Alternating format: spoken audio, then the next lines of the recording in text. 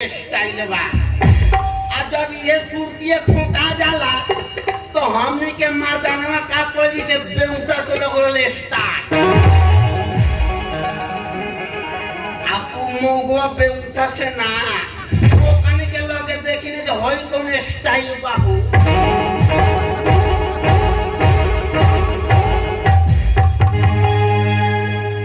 आ ये जब सुरतिया बन जाई तो हमने के मर्दानवा खूब बढ़िया से ठोकल जाला। आपको कने के लगे स्टाइल बा वो काज ना होय कौन स्टाइल।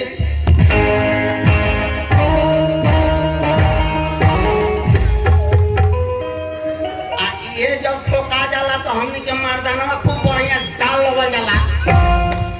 आ ये नहीं ना ओकरा के पहले बुढ़ी होई हसो तब बुढ़िया के एक बीता उठवा नम रही हस आ तब जाके सुरतिया डली हस। तो ये रहला सुरती खाए वाला मौका चाहे दी लोग नहीं ऐसा का तो बहुत बात बा। लेकिन हमनियों के ज्यादा समय हो गइल बा, हमनियों के आगे वाला प्रोग्राम बनाए के बा। तो का कह जावा ना कह जावा बताई लोग नहीं बड़ा मिस्टेक के एगो बात बा। एगो तो दुलरुआ बहन बिया जौना के शादी बिया कइले 5 बरिस हो गइल हो। आज तक हम झांकी नहीं के पड़ले खाली एगो बात के लिए से बहन के शादी में से कार लेनी हो 50,000 रुपया दहेज देवे के 25,000 देनी हो 25,000 रुपया खर्चा लेनी हो। वही के मारे बहन घर हम जात ना बानी। अगर बहन घर जाता नहीं तो सारा बहनू या बिना रुपया ले मानी ना भैया। वो 5 साल हो गए बा। आज सोचता नहीं मरन चाहे जिए लेकिन बहन घर जरूर जाए। हमार बहनों कहत हो जे बाप हो बाप भैया हमार कितना कठोर आदमी बड़े या तक ले झांकी ना पड़ल। आज मरन चाहे जिए आज बहन घर चल के एकदम रहे। तो पहले बहन घर जाता नहीं ओकरे बाद में कोनो बात हुई तब तक लोग बैठल रही हाई घामा में बैठल रही लोग हाई ठंडा ठंडा हवा खात रही लोग रंग लोग के दासा दे के हमार लाशा निकल जाता। तब तक बहन से भेंट कर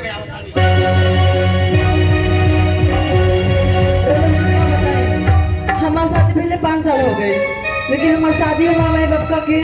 आज तक ले हमारे से भेंट करे ना आए लोग। अच्छा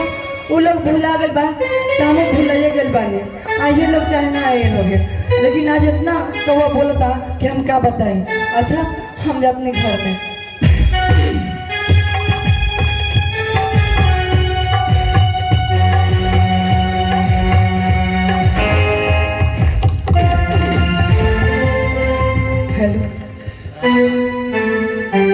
पसीने से लथपथ हो गई नहीं हो लेकिन कोनो बात ना बनकटवा के नजदीक आ गइल बानी। गांव के गोइले आ गइल बानी हो ले बानी एक झोरा खाली चौरट के खास्ता। हमार बहिन कितना खाई नोटिए छिला जाई। ओ चलो गांव के गोइले आ गइल बानी। गांव में घुसे से पहले कोनो बढ़िया आदमी से पूछ लेती अपन पहुना के नाम घर पता पूछ ले तनी। ऐसे जब 5 बरिस हो गइल बा तो लोगन के घर हम नहीं के देखले। कोनो बढ़िया आदमी से पूछो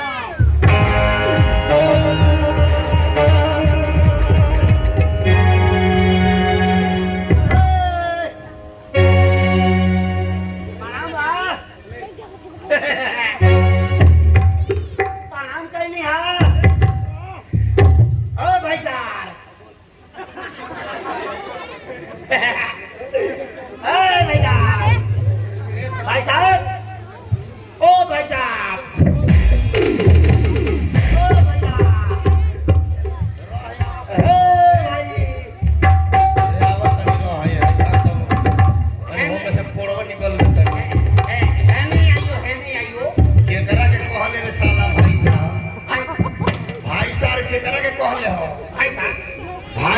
पूछनी हो सुना ओए कहले हो ओए सुना तोर दिमाग खराब है कहां घर रे नहीं मार दो मैंने तार कथी सुनाई हो ते भाई साहब काहे कहत रे भाई साहब बड़ा मार दवा कौन सुरा है बड़ा काटा ना का कहले हो कहनी ओ भाई साहब ए भाई साहब कहला हो ई बतिया फॉरेस्ट को हमारे साला न तो मुंह दूर देबो बांटो का नहीं हो आइया तने उमेश जी के घर बता देबा बड़ा मेहमान होई जी के घर हां हां का रिश्तेदारी पड़ेगा तू महाराज तू हमार बहन नहीं होवे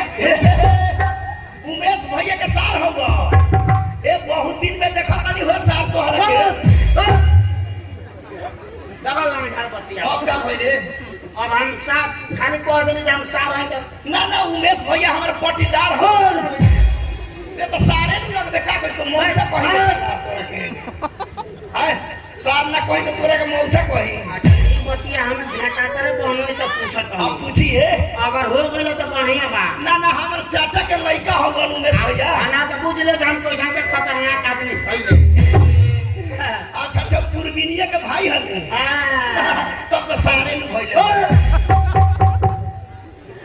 तनी घरवा बता दे केने बा घरो बता दी हाँ। चल एगो काम कर हाँ। भाई लेवेटरी आइसक्रीम देखो तारे हां हां ये अपने संहतिया के आइसक्रीम हो 1 2 सुन सुन हां अगर घामी लागत होई हाँ, हाँ। तो जाके संहतिया से बर्फ खा सकत है आ जहां जहां जाइबे तहां तहां ई बात के जरूर कहिए दे लेवेटरी के आइसक्रीम बड़ा बढ़िया बा जाके खा लो जा कैसा नो भेटर ई आइसक्रीमो हेलबे नु हां हां जस्ट उनकर घर बाटे आई घूमते हां हां एक बेर निकल जाओ ये आइसक्रीम वाला उनको कोनो समस्या हो गया हां तो वो कहने लगे हैं बात तब तो वो सारो ना वो कहने लगे हैं तो आई तब तो वहां गोइला पड़ो दी है हाँ हाँ दे दी है माने दी है नु आइसक्रीम ओए आइसक्रीम घर बती आई ना आइसक्रीम दी है हाँ कह दे आइसक्रीम बर्फ दी है हां जो जो आ कह दिए भौजी से जो हमरो बखरा खसिया के मसला रखले रही है 4 दिन में यात्रा सारा बहिन औरा साला जान ना पहचान कोई सन का आदमी और सार बना ले हो आ देखो खुशी के मारे मार दांत चियारा तो चल गई अच्छा तो लाख हो जाएगा आइसक्रीम वाला से हम बतियावत पहले बहन से भेंट हो जाएगा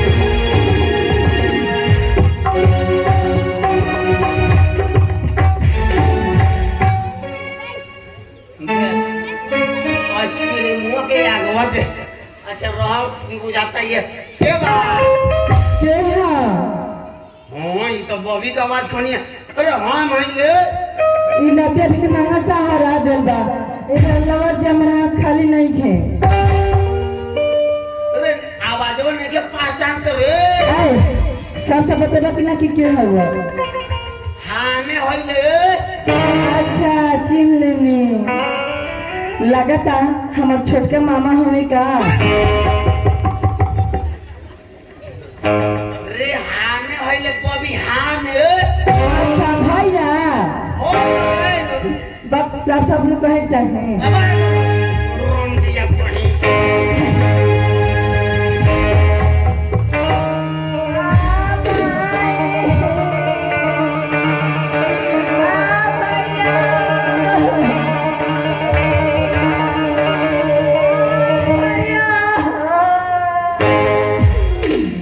मत रो हमारे बॉबी मत रो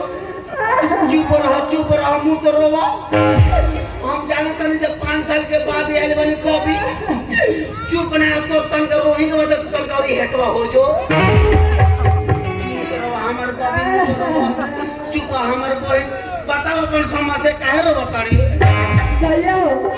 5 साल में हम आज ही याद आई नहीं किया जाइला बॉबी क्या हो बतिये से नहीं आवत रहनी हो कौन सतिया तोरा सदिया मना से कर रहनी 50,000 दे के जे 25,000 देनी 25,000 खप कोले भाई वही का कटन नहीं आवत रहनी हो आई रहा तो हम माफ करवा दे रहती ना तार जीजा जी से भोर पड़ा गल बड़सो हाँ कते भोर पड़ा गल बा सब भोर पर आ गल बानी जा